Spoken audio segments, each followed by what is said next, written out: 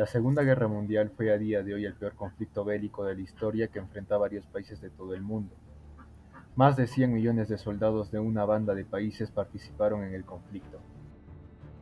El Tratado de Versalles ponía fin a una Primera Guerra Mundial devastadora, dando a Alemania un posicionamiento débil, teniendo una deuda externa impresionante que pagar a los vencedores de esta. En ese momento aparece Hitler, un pintor frustrado con ganas de expandir su territorio y dominar el mundo.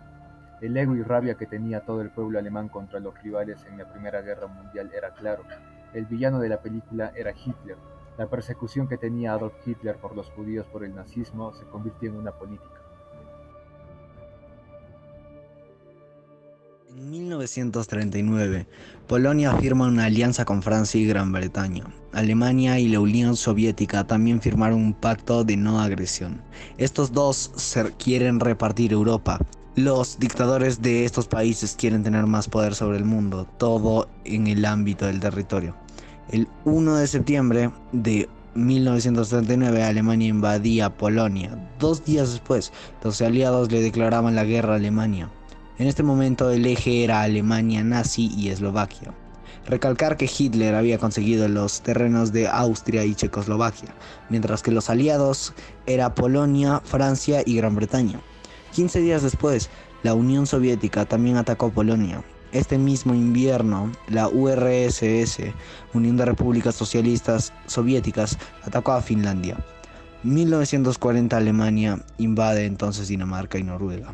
Gran Bretaña no tenía la capacidad de hacer algo en contra de Alemania, así provocó una gran crisis política. El primer ministro Churchill asume el poder. Entonces Alemania invade Holanda, Bélgica, Francia y Luxemburgo e Italia. Entra en la guerra a favor de Alemania. A finales de este mes se llevó una dramática evacuación de las tropas aliadas en territorio francés. Alemania pudo destruir el barco de escapatoria de Dunkerque. Por algún motivo Hitler dejó escapar a más de 300.000 soldados vivos. Finalmente, Hitler domina territorios en Francia. En el norte de África, Italia hacía el ridículo. Conseguían conquistar el norte avanzando 3 días. Gran Bretaña conseguía detenerlos antes del reparto colonial en África. Los italianos continúan su expansión junto con Alemania e invaden Bulgaria, Albania y Grecia. Tiempo después intentan invadir Egipto desde Libia. Hitler invade la Unión Soviética hasta el punto de casi conquistar Moscú. Para la mala suerte de Hitler, llega el invierno, ahí no puede hacer nada más que retroceder. En diciembre, Japón da un ataque sorpresa a Estados Unidos. El gigante dormido entró de nuevo en guerra. Los aliados eran ahora Estados Unidos, Gran Bretaña, China y la Unión Soviética. El eje era Alemania, Eslovaquia, Italia, Hungría, Rumania, Bulgaria y Japón. La Unión Soviética tenía el contraataque listo para Alemania. Estados Unidos recuperaba las islas del Pacífico. A finales de año los aliados invaden África e Italia.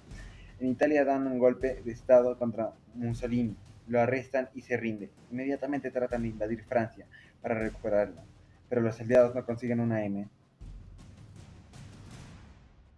Ya en 1943, Alemania intenta conquistar Stalingrado. Con la batalla más sangrienta en la historia de la humanidad, Alemania pierde la URSS, empieza el contraataque.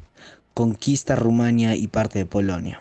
Los aliados invaden Alemania con la URSS, bombardeando sin cesar a Alemania y provocando la rendición de Alemania con la huida de Hitler. Después de este periodo, en 1945, los alemanes llegan a Polonia para liberar a miles de prisioneros. La opinión pública conoce la verdad del Holocausto judío. Más de 6 millones de judíos asesinados por el régimen nazi. En abril los rusos llegan a Berlín y ganan la última batalla europea. Este mismo año fusilan a Mussolini y Hitler se suicida, dando así el final de la guerra en Europa. En agosto, Estados Unidos lanzó 2 bombas atómicas en Hiroshima y Nagasaki, poniendo fin a la guerra.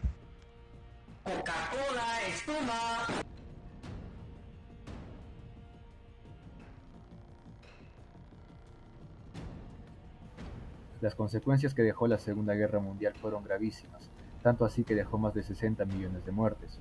Hay que añadir una cifra parecida de desplazados, refugiados, exiliados y deportados. El incidente tuvo repercusiones pesadas al momento del desequilibrio del número de hombres y mujeres. Hubo una incorporación masiva de las mujeres al mundo laboral, gracias a los bombardeos, asesinatos persecuciones, saqueos y deportaciones. Entre tantos países partícipes, como los aliados y el Eje, tuvieron pérdidas cercanas al $1,500,000,000, entre tanto más pérdida de infraestructura y viviendas. Como país relativamente principal, Estados Unidos después de la guerra tuvo préstamos millonarios para la reconstrucción de Europa. La caída de los aliados tuvo una gran parte de apoyo en la caída de algunos regímenes fascistas y de algunas monarquías. Hubo un importante tiempo de descolonización de África y Asia.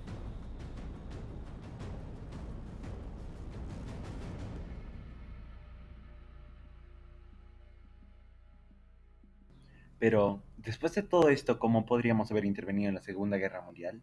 ¿Podríamos haberla prevenido? Nosotros tenemos algunas opciones para poder prevenir el genocidio y son estas. Siendo atacada Alemania en una primera instancia por Reino Unido y Francia una vez invadió Polonia, hubieran detenido el avance alemán, ya que alto mando alemán era escéptico de la guerra y de la capacidad de estadía y dirección de Hitler. Muchos de ellos eran veteranos y temían que la guerra terminara en una guerra estancada como lo fue la primera. El avance alemán fue producto de la inconveniencia estratégica y diplomática del gobierno británico y francés. Esto le dio más autoridad a Hitler para avanzar y la sensación de que el ejército alemán era imparable. La preparación y el avance soviético. Antes de que el ejército alemán marchara sobre la URSS, Stalin estaba al tanto de que Hitler se estaba preparando para invadir, pero se hizo el sordo creyendo falsamente que Hitler respetaría el tratado de paz que había firmado unos años antes. Si Stalin hubiera preparado al ejército rojo para una invasión, probablemente se hubiera detenido el avance alemán y la guerra se habría estancado en el frente oriental desde el comienzo, dándole la oportunidad a los británicos y al ejército de liberación francés de contraatacar. Si el liderazgo de la URSS lo hubiese asumido Trotsky y no Stalin, este tenía fama de buen estadista y estratega. Tanto así fue el encargado de derrotar al ejército blanco zarista.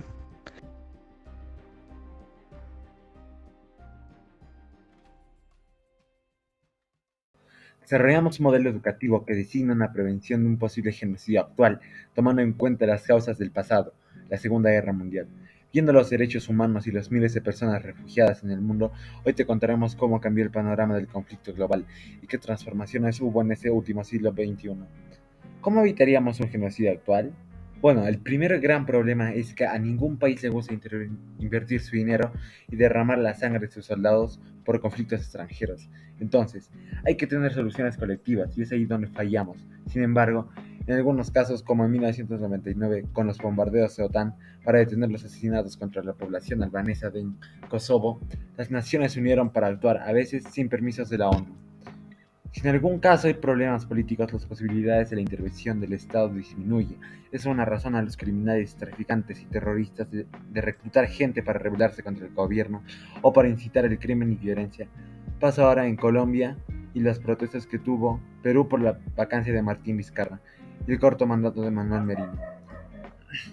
Entonces, ¿la solución sería un proceso de anticorrupción, como lo hizo China y Arabia Saudí? No, estas decisiones son un tanto peligrosas. El gobierno puede usarlo como pretexto para hacer purgas políticas internas. ¿Cuál es la conclusión que tenemos para evitar un genocidio? Bueno, si hay indicios mínimos de un posible genocidio, se debe actuar rápido y pronto contra esta amenaza. Países potencias de primer mundo tienen que tomar iniciativa para hacer una solución colectiva contra este. Hay que tomar una iniciativa incluso antes de las indicaciones que puede tener la ONU. Un ciudadano promedio podría tener un papel importante en este ámbito, difundiendo información por redes sociales, haciendo pequeñas marchas pasivas para la intervención del gobierno primermundista o una alianza entre países del tercer mundo. Hay muchas formas de tomar protagonismo siendo ciudadanos, pero ninguna se aplicaría sin poder establecer un lazo colectivo.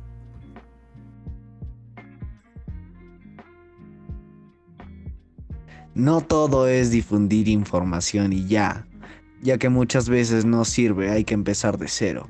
Y qué mejor forma que con los niños, el futuro de cada generación año tras año. Pongámonos al tanto cómo planear una buena educación e inculcar en los niños una sana convivencia. Necesitamos una investigación, lo que lleva en su totalidad la búsqueda de la teoría. Sin teoría nada sirve, todo tiene que tener fundamento y una base. La práctica. Se necesita tener constantes pruebas para ejecutar la teoría, no exámenes en su totalidad, que sean monótonos y repetitivos, pruebas interesantes en base a metas y objetivos a lograr. El aprendizaje significativo conlleva muchas cosas, desde el método de enseñanza que tiene un profesor hasta el ambiente que lo rodea. Se tiene que enseñar desde un principio las normas de convivencia y sobre todo aprender a ganar y perder. Nuestra base de conocimiento es en su totalidad el punto de vista de las cosas. Si el niño o niña ve el colegio como aprobar y desaprobar, nunca jamás tendrá un aprendizaje significativo. Es un trabajo personal. La inclusión grupal podría ser la mejor opción. El objetivo principal es simplemente la felicidad del niño. Nada se puede sin poner la parte de uno. Eso lleva a ser autónomo y un constante ganador. La zona rural de algunos países puede ser un problema que llegue a mayores, pero si se logra utilizar el sistema educativo de inclusión con intereses personales y más allá de la información en el colegio, ningún niño tendrá ocio en su vida diaria. Ese es el objetivo. En cualquier caso, la solución no siempre es el colegio. Las campañas públicas y transmisiones en vivo prioritarias en la zona donde la violencia es un problema constante puede ser la mejor opción. La condición de las transmisiones y charlas en vivo tiene que ser gratis, pagadas del bolsillo de uno, como frenar la discriminación, tener valores, como tratar bien al prójimo, saludar, buenos días, buenas tardes, buenas noches, dar la mano, no botar la basura a la calle, ayudar a contribuir con el índice de animales abandonados y callejeros, tomarse una hora del tiempo de cada uno para votar en conciencia, reciclar, reusar, tener un orden social, en el barrio, en la iglesia o en casa propia. Esos actos hacen del mundo un lugar mejor. El odio y resentimiento nacen de la educación que cada uno recibe. Si se logra hacer que las personas nos oigan y el poder gubernamental pueda dar la mano a algún emprendimiento para la seguridad ciudadana, ayudaría mucho con la seguridad del mundo. El mal siempre existirá, pero con el reparto de información globalmente se puede hacer un cambio de verdad, destruir el ego de la discriminación ya sea por el sexo, religión, raza, nacionalidad, ideología, etc. Después de estas palabras y una reflexión personal que pudo tener usted, pasaremos a hablar de algunos índices de problemas globales que puede haber en el mundo actual.